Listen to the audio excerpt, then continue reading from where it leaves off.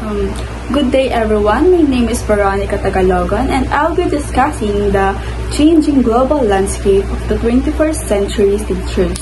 Here's the learning outcomes. Identify the different changes occurring in the global teaching learning landscape. 2. Identify the 21st century life and career skills for learners and teachers. Lastly, demonstrate the understanding of the UNESCO's 4 pillars of learning as these apply the 21st century. As a future teacher of the 21st century, there is an urgent need to understand the new landscape that is brought about the changes in leaps and bounds of the century. Furthermore, the development of the 21st century skill is a necessary tool for the teacher. Without this 21st century tool, no teacher can survive. Here are some key categories of the different changes and developments in the 21st century teaching and learning. We shall start for the new learning environment. It says here that the learning environment has broadened from the confines of the 4 walls of the classroom to places and spaces that support learning. It's characterized by the following. First, learner-centered. Dati, the teacher's teacher-centered, meaning the teacher gives everything. The teacher facilitates or in charge of the totality of teaching and learning process. But now, it's learner-centered, meaning the teaching and learning process is focused on the learner. Nakafocus siya sa atin. Learners are given more opportunities to explore, to be equipped the way they want to be equipped, and to learn things according to their own interests, pacing, and desires.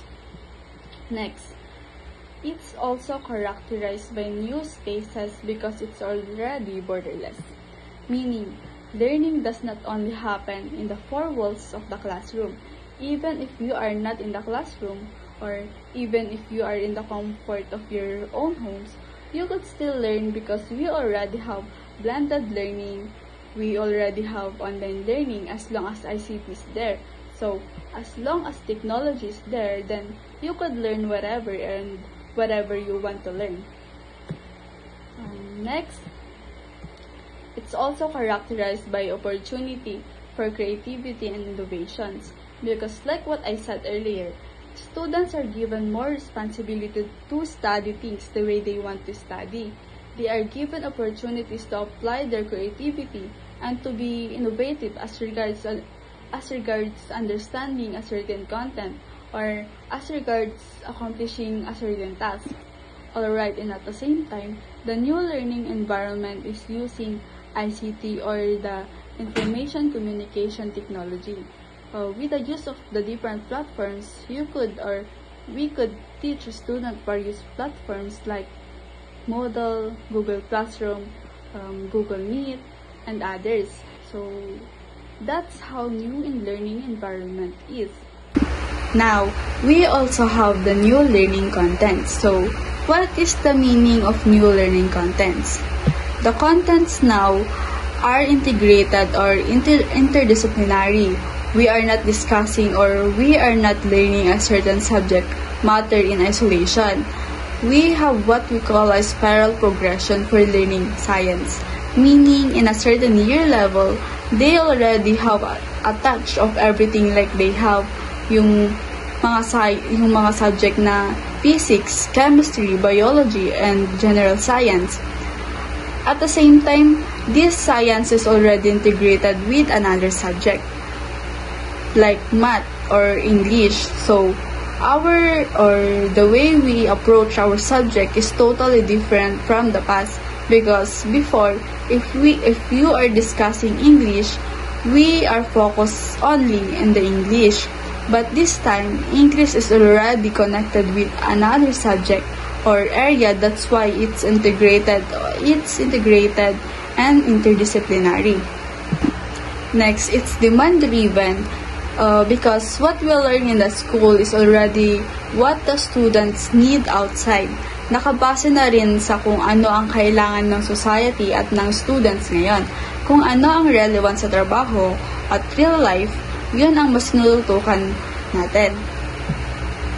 Okay, next. The emphasis Its emphasis on learning tools on how to retrieve knowledge, so meaning now we are no longer focusing on how intelligence academically speaking. Kasi ito nakatuon sa paggamit ng mga tools o paraan para matutunan kung paano hanapin at makuha ulit ang kaalaman na kailangan mo. Because instead of just memorizing facts, mas pinapahalagahan yung skills o strategies na tutulong sa'yo na mahanap or ma-access at magamit ulit yung information kapag kailangan. Example here is yung sa math subject. Hindi lang yung formula ang pinapamemorize sa'yo, kundi kung paano siya ma-recall at gamitin in problem solving. Okay, that's why here in learning content, there is a balance between science. In fact, you learn science, you learn technology, you learn culture, you learn what's happening globally, and you are trying to contextualize that into local concept. So, balance is everything. Okay, aside from that, we also have new process of learning and how this will be facilitated. This learning, we have face-to-face. This is very traditional. The teachers in the classroom and the student are in the classroom. Teaching learning process is done in the four walls of the classroom. That's face-to-face, confined in the same learning space at the same time. But we also have what we call distance learning. So, when teaching and learning is mediated by traditional, it could be traditional, meaning the modules that you have given, like the teacher would be prepared a module. The module will be given to you, and you'll be studying the module wherever you want to study. Pwede siyang mag-aralan nyo sa bahay nyo, ganun. That's distance learning. Next, we have blended modalities. Why it's blended? Because this is the combination of face-to-face and distance learning. There are times that you have to go to school to meet your teacher and to be with your classmates, trying to study a certain content, but there are times as well that you have to go distance learning, meaning the modules given to you and you have to study at your own pace wherever you want it, and at the same time, pwede din yung online classes. And we also have experiential and lifelong learning. Dito, natututunan ang sinasabi ng trial and error. For example, you are an HE student. You have to cook in actual way, not just watch your instructor or just watch a video tutorial. And second example is yung pinag-aaralan natin science. Dapat hindi puro theory lang. You need to do experiment like making a volcano eruption gamit ang baking soda at vinegar. That's experiential. While lifelong, ito yung continuous learning. Hindi natatapos sa school or pagka-graduate. Habang buhay, may opportunity kang matuto o matuto ng bago depende sa needs mo or interest. So, in short, experiential is learning by doing, while lifelong is learning never stops. Okay, now we also have the new type of learners. Dati, ang mga learners are very positive. They would list the only lesson and follow the teachers would want them to do without raising question, without arguing with the teacher. But now, students are very different. They think confidently, they are critical, and they communicate effectively. That's why there are some students who will be challenging the ideas of the teacher. They are already some students who have very expressive, meaning they would tell the teacher everything what they want to tell. They are also self-directed. They often questions. They would also reflect. They would also take responsibility of their actions. Alright. Next, they are also concerned citizens. They are very much familiar with the global scenarios and concerned with the local affairs. And at the same time, we are member of the new generation pop culture.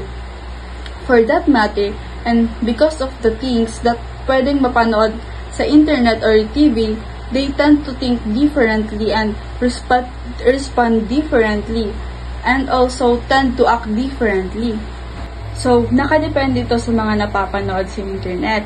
For example, kung mahilig sila sa K-pop or kami mahilig sa K-pop, we tend to dress and talk like them like a K-pop artist. So, the attitude is being influenced by what we see in the internet or what we see in television. Okay, and at the same time, we also have the new type of teachers. If we have new type of learners, then we have new type of teachers. Here's the characteristics. Clear standards and accountability. So, ibig sabihin, dapat may malinaw na standards o pamantayan kung ano ang dapat matutunan at magawa ng mga learners. 2. Use broad pedagogies. Dapat gumamit ng iba't ibang paraan ng pagtuturo, hindi lang lecture. Pwede yung inquiry-based learning, cooperative learning, o yung group work or teamwork, at iba pang style para mas engaging yung klase. So next, skillful in the integration of ICT. Ngayon kasi, broad na tayo sa technology. So, dapat marunong gumamit at mag-integrate ng technology like computers, internet, and digital tools para mas effective ang learning. Next, skillful in the use of assessment to guide teaching and learning.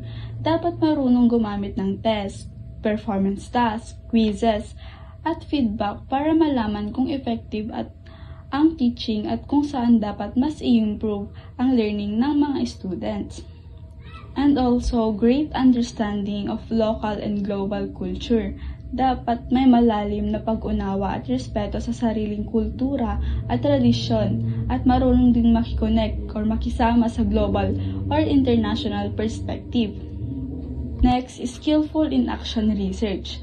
Dapat marunong gumawa ng action research. Ibig sabihin, nag-o-observe at nag-a-analyze ng problema sa classroom tapos gumawa ng advice-based solution para sa mga students. Also, we have the practice the core values of inspiring teachers. Like, sinasabuhay ang values tulad ng integrity, compassion, dedication, at pagiging role model para sa mga students niya. Lastly, develop life and career skill for 21st century and beyond. Tinuturuan ng learners ng essential skills gaya ng communication, collaboration, problem solving, adaptability, creativity, and critical thinking na magagamit nila sa trabaho at buhay sa future nila. So, the next part of this presentation will be discussing Miss Chloe Jade Valdez. And it's all about the UNESCO's 4 pillars of learning from Delors report. Learning to know implies learning how to learn by developing one's concentration, memory skills, and ability to think. Concentration o focus. Dito, natututo tayong iwasan ng mga sagabal para mas maintindihan ang ating pinag-aaralan. Memory skills. Natututo tayong mag-imbak ng kaalaman sa isipan para magamit sa tamang oras. Ability to think. Natututo tayong magsuri, magtanong, mag-analisa sa mga bagay para mas malalim ang ating pag-unawa. The acquisition and development of knowledge and skills that are needed to function in the world. Skills under this pillar of learning include literacy, numeracy, and critical thinking. Critical thinking, kakayahang suriin ang impormasyon, gumawa ng tamang desisyon, at hindi basta naniniwala sa lahat ng naririnig o nakikita. How is literacy defined? Year 1958, UNESCO defined literate as one who can, with understanding, both read and write a short statement on his or her everyday life. Year 1970, functionally, literate person is one who can engage in all activities to use reading, writing, and calculation for the community's development. Year 2000, defined as the ability to read and write with understanding a simple statement related to one's daily life. 2003, UNESCO defined literacy as the ability to identify, understand, interpret, create, communicate, and compute using printed and written materials associated with varying contents. The 21st century literacy, the arts and the activity. Creativity and innovation are 21st century skills. Thus, in solving problems and creating artworks are part of this literacy. Ecoliteracy, acquisition of knowledge about climate change, pollution, loss of natural habitats, and biodiversity. Cyber literacy or digital literacy. Teachers and learners need to develop and enhance the use of digital gadgets, whether online or offline. Financial literacy. This is necessary for every learner and teacher to be able to handle income, expenses, and investment to be economically secure. Media literacy. Teachers and learners must learn how to discern about any information which are transmitted via various forms and media. Social and emotional literacy. Social dimension and social skills that are appropriate in the context of society. Emotional intelligence must also develop. Globalization and multicultural literacy. Be aware global trends. Acknowledge differences and similarities. Respect each other's dignity. Learning to do refers to acquiring the knowledge and skills necessary to perform tasks and solve problems, emphasizing practical application and hands-on experience. It's a core aspect of education, focusing on developing both technical and social competencies for the workplace and life in general. Ito ay tungkol sa paglalapat ng kaalaman at kasanayan sa totoong buhay na mga sitwasyon. Nakatuon ito sa praktikal na aplikasyon, paglutas ng problema, at mga hands-on na karanasan na naghahanda sa mga tao para sa trabaho at pang-araw-araw na buhay. Learning to be. It implies developing the potential of each individual. Continuing education must improve self-knowledge and self-esteem. Ito ay nangangahulog ang pagpapaunlad sa sariling personalidad, mga talento at potensyal. Kasama rito ang personal na pag-unlad, pagkilala sa sarili, pagiging malikhain, pananagutan, at emosyonal na katalinuhan. Learning to live together. This refers to the relationship among people. It is bringing in together a community to work harmoniously, to live in peace and prosperity, and to show respect and concern for others. It also refers to interpersonal skills that will enable people to live side by side with others at home, in school, in the community, in the whole world. Ito ay nakatuon sa pagbuo ng mabubuting relasyon, paggalang, at pakikipagtulungan sa kapwa. Hinihikayat nito ang kapayapaan, pagtanggap, at pagpapasensya, pag-unawa sa pagkakaiba, at pagtutulungan para sa ikabubuti ng lahat.